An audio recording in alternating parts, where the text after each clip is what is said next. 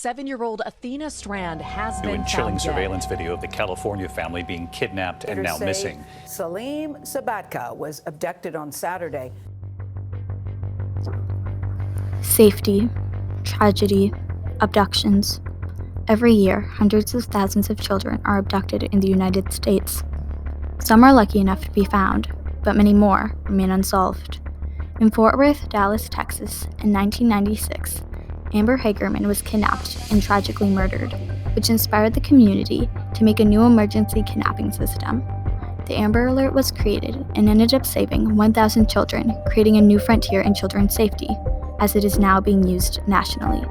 Although we are used to seeing Amber Alerts on our phones and on roadsides, they haven't always existed.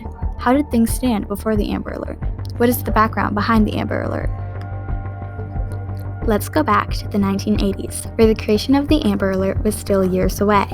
When children went missing, their relatives' only options were to put up posters with their child's name on them, put a photo of the child on a milk carton, and sometimes even write about the kidnapping in the press. In those days, there weren't many ways to alert the community of a kidnapping, which resulted in a lower rate of child recovery.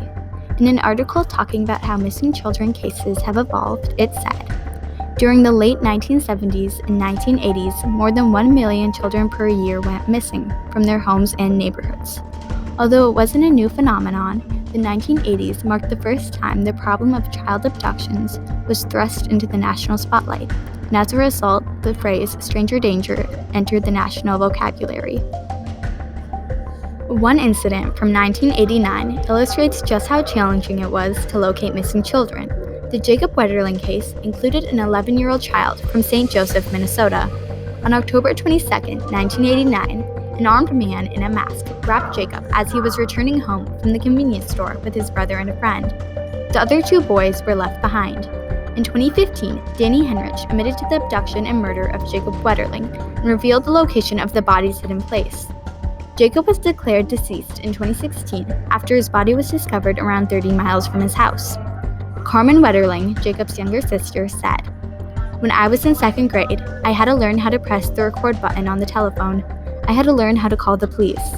I had to learn how to make it through the day without crying. I had to learn how to live my life with one less person in my family. When I was in second grade, my brother Jacob was abducted." They made the decision to start an organization in response to Jacob's kidnapping in order to support and educate families and kids regarding kidnappings. The Jacob Wetterling Crimes Against Children and Sexually Violent Offender Registration Act and Child Safety Act were also passed by the Congress. This act helped, but didn't help enough. Another kidnapping occurred later in 1996, but this one would change child safety forever. Amber Hagerman was abducted when she was 9 years old. She was riding her bike in a parking lot in Fort Worth, Dallas, Texas, with her younger brother when a man approached her and forced her into his van. She had been gone for 4 days when her body was discovered in a drain ditch a few miles from home. Ricky Hagerman, Amber's younger brother, said, "I didn't understand what was going on. I just knew my sister was taken from us. She was my best friend, like a second mother." America was shaken by this tragedy because it made them realize they needed to alter their child emergency system. Texas mother Diana Simone said, "I can't get over this child. There has to be something we can do. They do civil defense alerts. Why can't they do it for this?" After Amber Hagerman's abduction, parents started to worry about the security of their kids. They desired a safer, more precise approach to aid in the search for missing children. The community joined together 9 months after Amber Hagerman's kidnapping to create a new, safer child abduction alarm system. The Amber Hagerman Child Protection Act was created, which later transformed into the Amber Alert. The Cleveland Plan dealer said, "It's designed to save the lives and dignity of the missing children and to punish harshly those who kidnap or abuse them. The effort will make America safer for its most vulnerable citizens." The Amber Alert wasn't taken to the White House until 7 years later. The Amber Alert became a national alert system after President Bush signed the PROTECT Act law. President Bush said, "The protection of 2003 will greatly assist on law enforcement in tracking criminals who would harm our children and will greatly help in rescuing the youngest victims of crime." Amber Alerts have become an increasingly important tool in rescuing kidnapped children, by quickly getting key information about the missing child. The child must be 17 years old or younger, be in danger of death or serious injury, and have their name in the government database in order to get an Amber Alert sent out. They developed a method, later in 2005, to send an Amber Alert to any wireless cell phone. The community can now locate children more quickly thanks to the availability of the Amber Alert on mobile devices. Success of the Amber Alert was shown when it saved two teen girls, Tamara Brooks and Jacqueline Maris. They were hanging out with friends when a man came up and took the two girls, leaving their friends behind. The two girls were driven 70 miles outside of Los Angeles, California, to a rural region.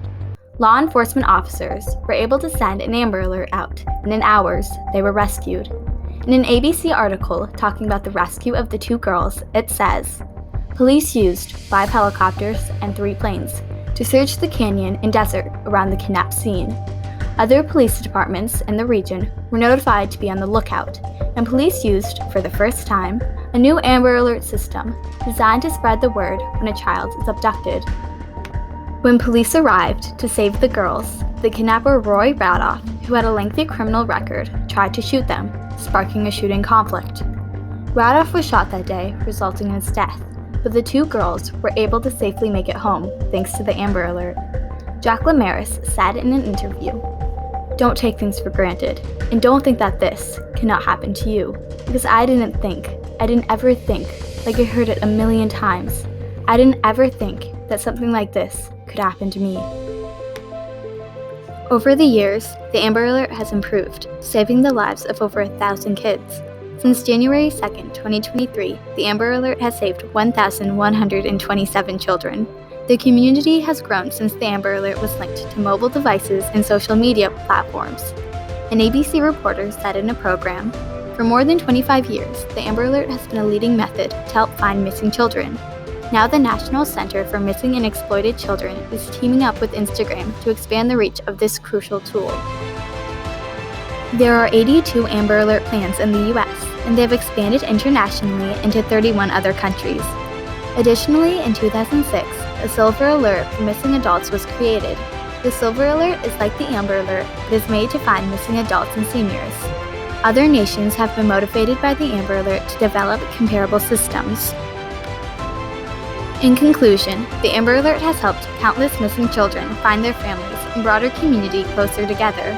Regina B. Scottfield, who's an Amber Alert coordinator, said, "They say it takes a village, and it really takes an entire community, the national community, to keep kids safe. It's everyday citizens that have turned this program into a success. More kids can be saved if we work together and do our part. The next time you see an Amber Alert, what will you do?"